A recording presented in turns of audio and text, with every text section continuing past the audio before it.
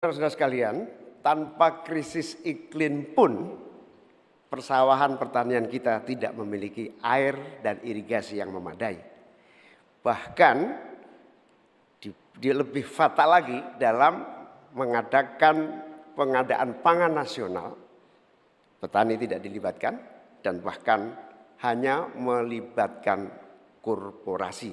Ini yang harus kita rubah. Kita ingin melihat bahwa potensi petani dan seluruh produk-produknya masih sangat luar biasa. Mulai dari pengadaan lahan yang memadai. Dalam arti lahan-lahan yang ada melalui reformasi agraria. Reforma agraria menjadi prinsipnya. Yang kedua, petani kita harus kita beri pupuk yang cukup dengan harga yang terjangkau. Bahkan banyak petani punya duit sebetulnya tapi pupuknya tidak ada. Bagaimana mungkin?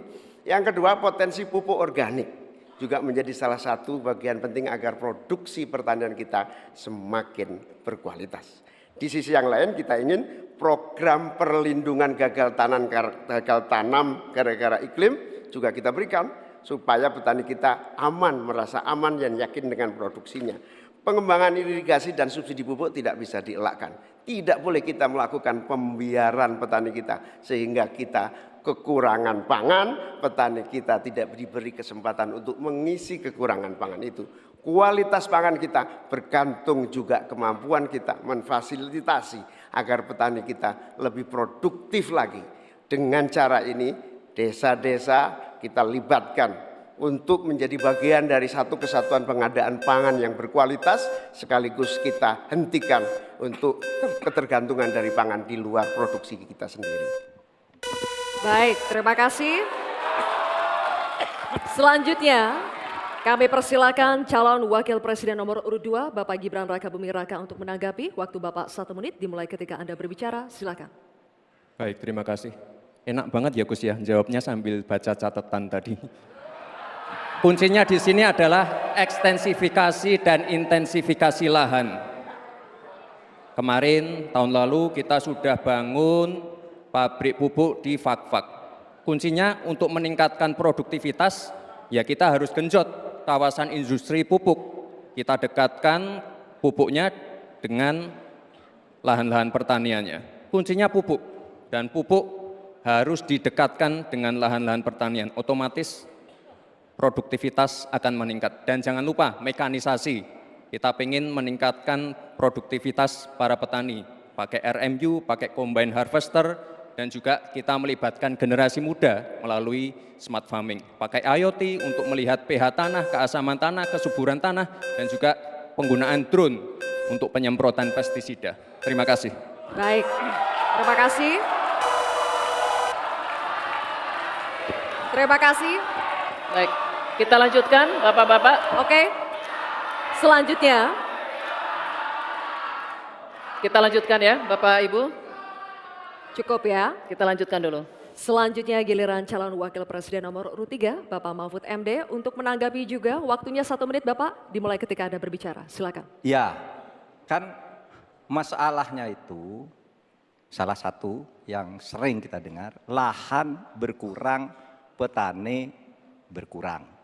Orang desa tidak mau lagi menjadi petani karena justru rugi. Terkadang kalau mau ingin mendapat pupuk bersubsidi dipersulit bukan main dan harus beli ke tengkulak. Nah di sini problemnya sebenarnya bagaimana penegakan aturan-aturan itu. Kami di Jawa Tengah itu pernah punya program di mana Pak Ganjar waktu jadi gubernur waktu itu membuat 29 badan usaha milik petani yang itu efektif untuk membantu petani saling menolong menggarap tanahnya sehingga dia kerasan di desa. Yang saya tanyakan, kebijakan hukum apa yang akan dilakukan untuk mengatasi masalah ini? Terima kasih. Baik, terima kasih Mahfud MD. Cukup. Kita teruskan lagi ya. Kita lanjutkan dulu ya. Kita teruskan Kita lagi lanjutkan debatnya. Cukup. Selanjutnya kita kembali ke calon wakil presiden nomor urut 1 Bapak Muhaimin Iskandar. Kami persilakan untuk merespons tanggapan dari calon wakil presiden nomor urut 2 dan 3 yang telah dikemukakan. Waktu Bapak 1 menit dimulai ketika Anda berbicara. Silakan. Terima kasih Pak Gibran. Yang Anda sampaikan hanya mengulang apa yang saya sampaikan. Saya ingin memperdalam lagi bahwa petani kita ini potensinya besar sekali. Jumlah petani kita masih sangat besar. Potensi tanah kita subur masih banyak lagi. Di sisi yang lain, kita juga memiliki apa yang disebut kebutuhan pangan kita, juga pasar yang luar biasa. Nah, dalam konteks ini, antara suplai kita punya potensi, antara permintaan kita juga punya sangat kuat. Oleh karena itu, pemerintah tidak boleh diam. Turun tangan, jangan terlalu normatif mengatasi keadaan. Untuk Pak Mahfud, saya ingin menyampaikan bahwa seluruh perangkat undang-undang yang menyangkut perlindungan petani dan produksi kita sebetulnya lengkap. Tinggal implementasi saja dari seluruh proses hukum yang kita miliki. Kemauan politik, kesungguhan, tidak mengabaikan petani yang penting. Terima kasih Bapak Muhaimin. Waktu